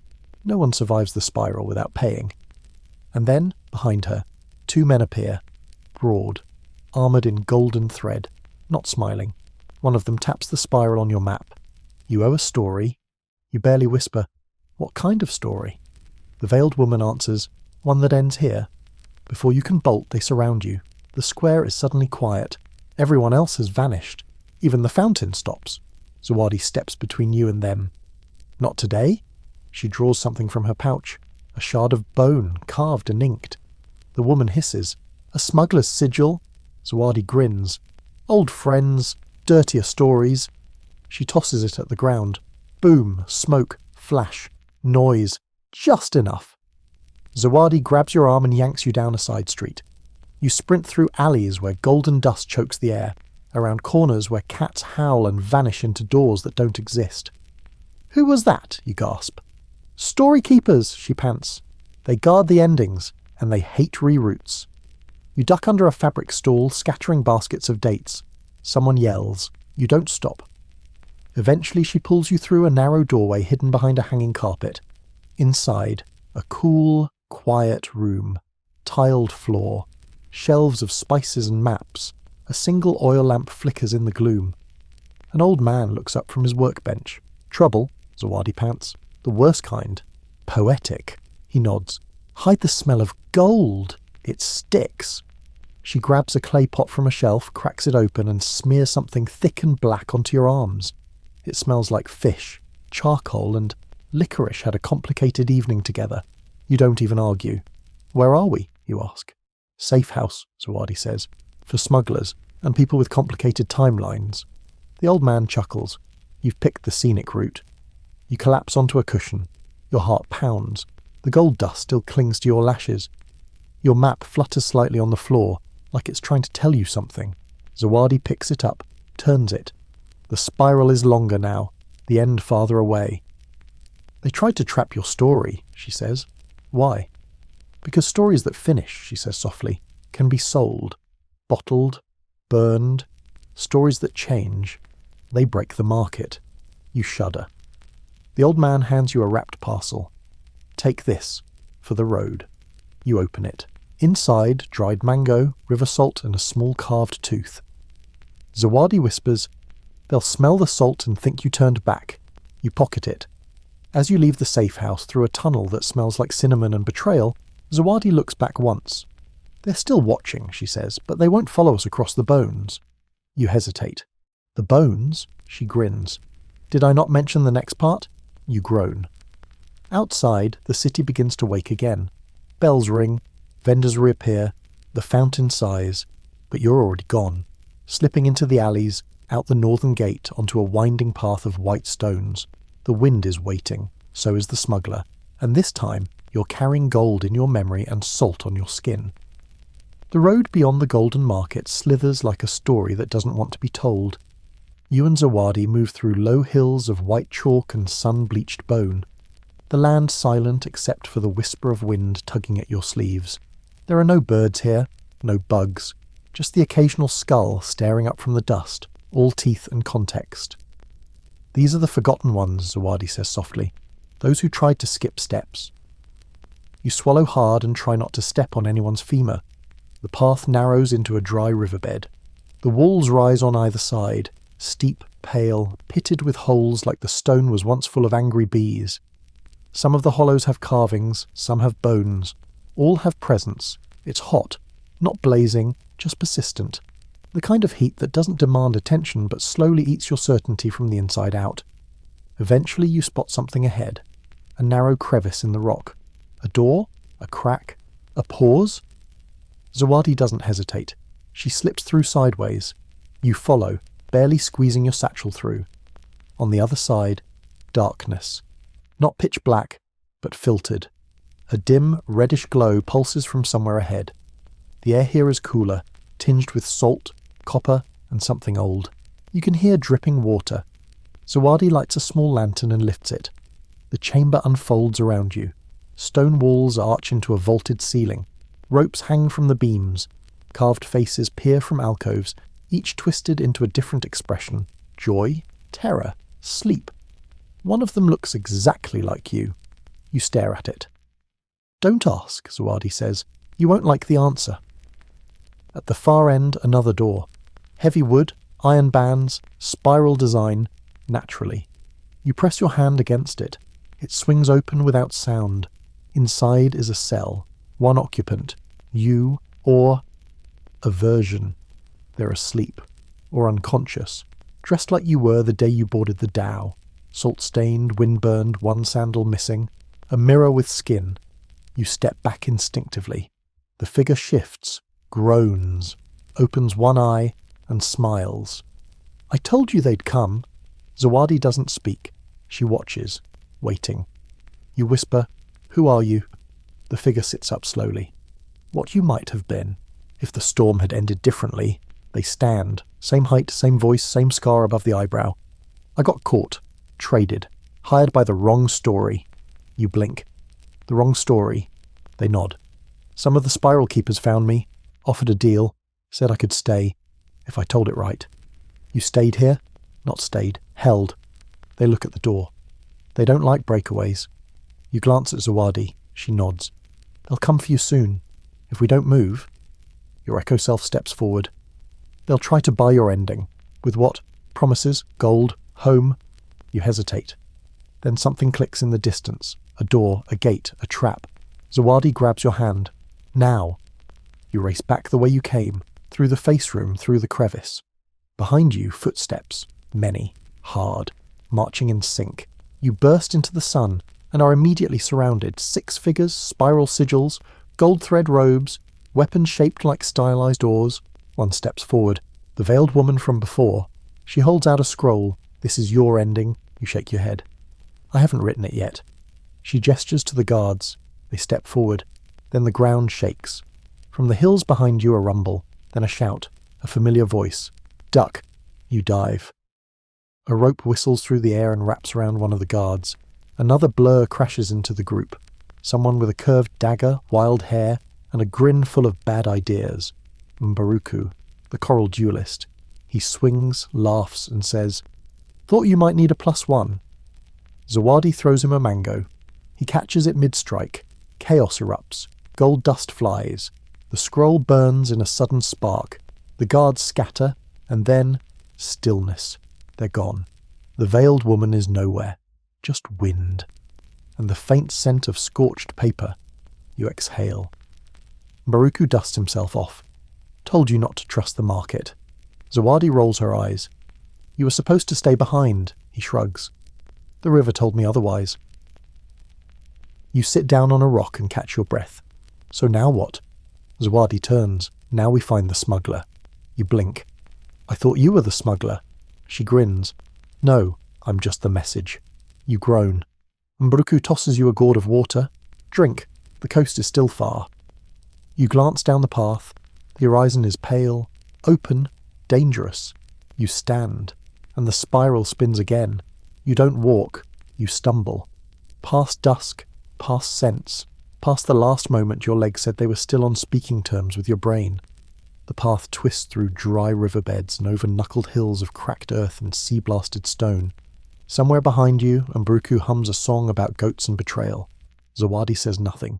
She's scanning the sky, because it's no longer about the ground. It's about the stars.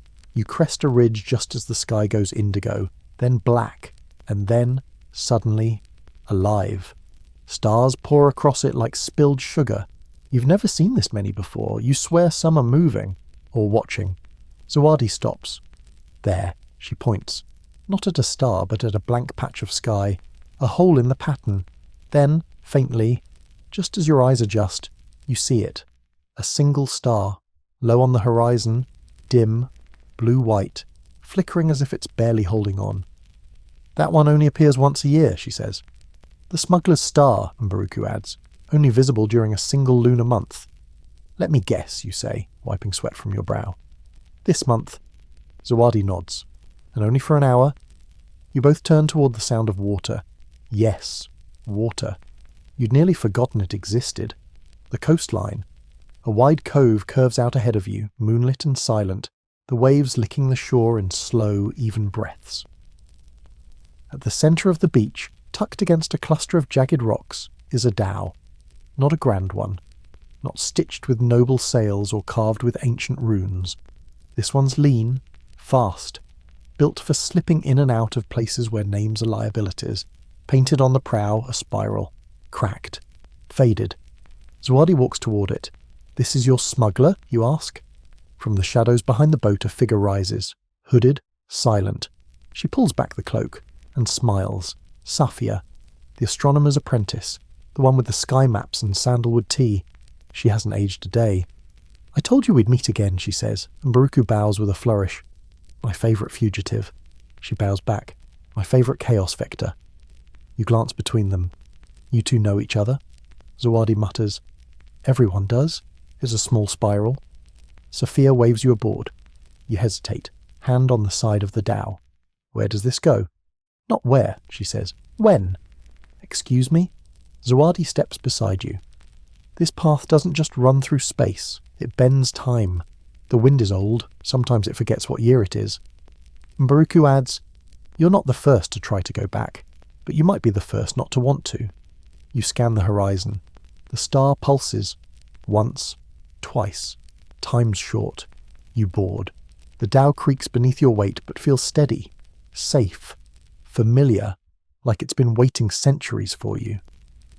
Zawadi and Mbaruku step back from the shoreline. You're not coming. Zawadi shakes her head. This part's yours. Mbaruku grins. I hate boats. Sophia unfurls the sail, a deep indigo triangle stitched with bone-white thread. No wind touches your face, but the sail snaps open anyway. Filled. Ready. You sit beside her at the tiller. She pulls a small object from her cloak, a compass made of 2 interlocking shells. It points at the star. You must steer, she says. I'm just the whisper. And the boat moves. Not fast, not slow, just certainly. The water glows beneath you, not with bioluminescence but with memory. You see shapes in it. Other dhows, wrecked hulls, ghost sails, a coin dropping through deep currents, a mango falling from a tree. You pass a pod of dolphins that seem surprised to see you.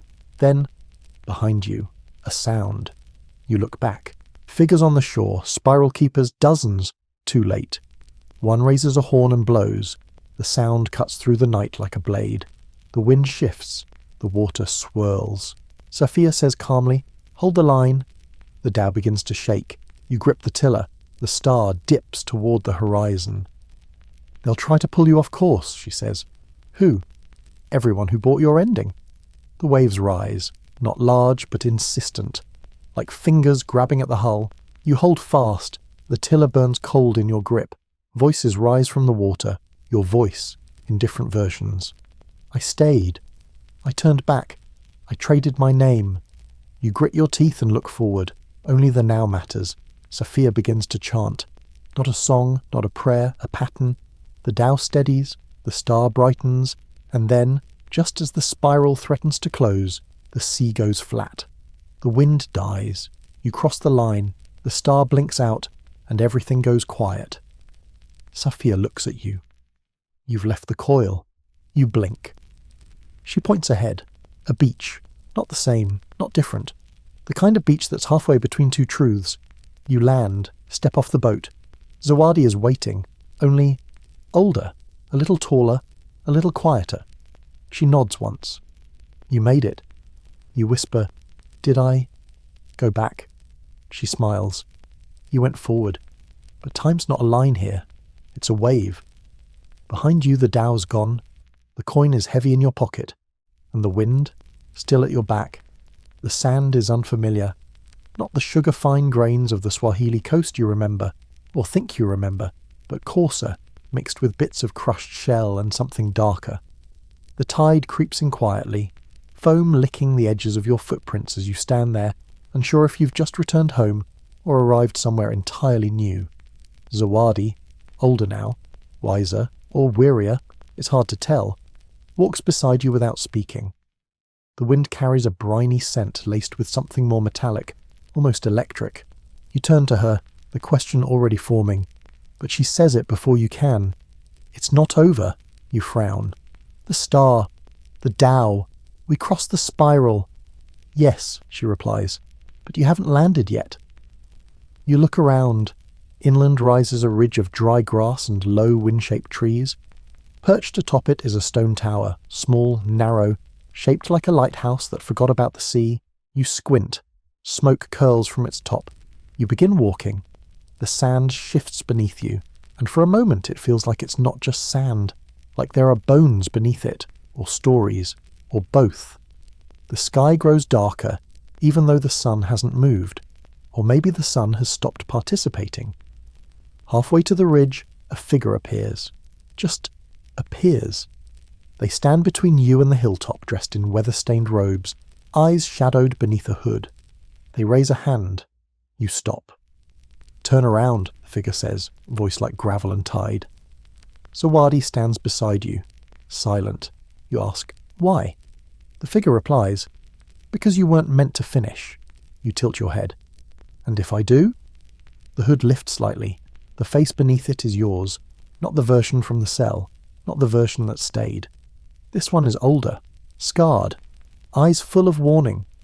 I became the shore, they say, and you'll become the storm. Zawadi steps between you. He's not yours. The figure vanishes, just like that. Wind blown into nothingness. You exhale. Is that going to keep happening? Yes, Zawadi says, completely deadpan. Probably forever. You make it to the tower by dusk. It's smaller up close, the door's unlocked, of course. Inside, a narrow spiral staircase, carved with, you guessed it, tiny, faded spirals. You climb. At the top is a room, one window, one table, and on the table, a bowl of fruit. You laugh, loud.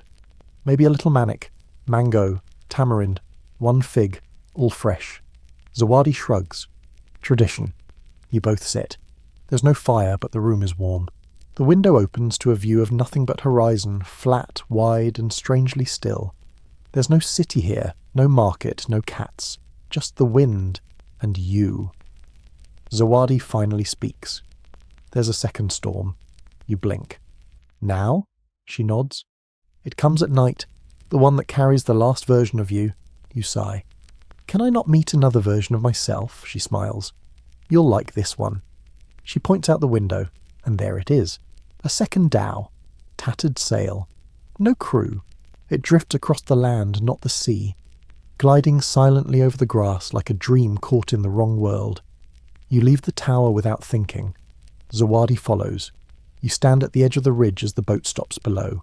From it, someone climbs out. Someone smaller. You, as a child. 7, 8, wide-eyed, barefoot, holding a folded piece of paper. They walk up the hill slowly. You kneel to meet them. They hold out the paper. You unfold it. It's a drawing, a boat, a spiral, a star, a name scrawled across the top. Yours. You look at your younger self. They just nod and say, you finished it. You nod back. Almost. They turn and walk away, back into the grass, disappearing into the last light of dusk. You rise. Zawadi stands beside you. The wind picks up, steady now. No more tricks, no more turns. It points west. You ask, is this finally home? She doesn't answer. She just hands you the last charm, a bead carved with 2 images, a boat and a gate, and says, you'll know when you walk through it. You descend the hill in silence, leaving the tower, the child, the spiral, and the storm behind, toward the shore that might not be there. The path back to the shore is quiet, not the eerie silence of something waiting, but the kind of calm that follows answers. The air tastes clean. The sky is a violet bruise stretching above you. stars pricking through like tiny memories. Zawadi walks beside you without speaking. She doesn't have to. This is your path now, the last one. The coastline ahead is strange, familiar and empty. No towers, no fishing boats, just sand, wave, wind, and the gate. It rises from the beach like something half-remembered from a dream. A massive stone arch, its frame twisted with vine and salt-rimed coral, spiraled etchings running down both sides.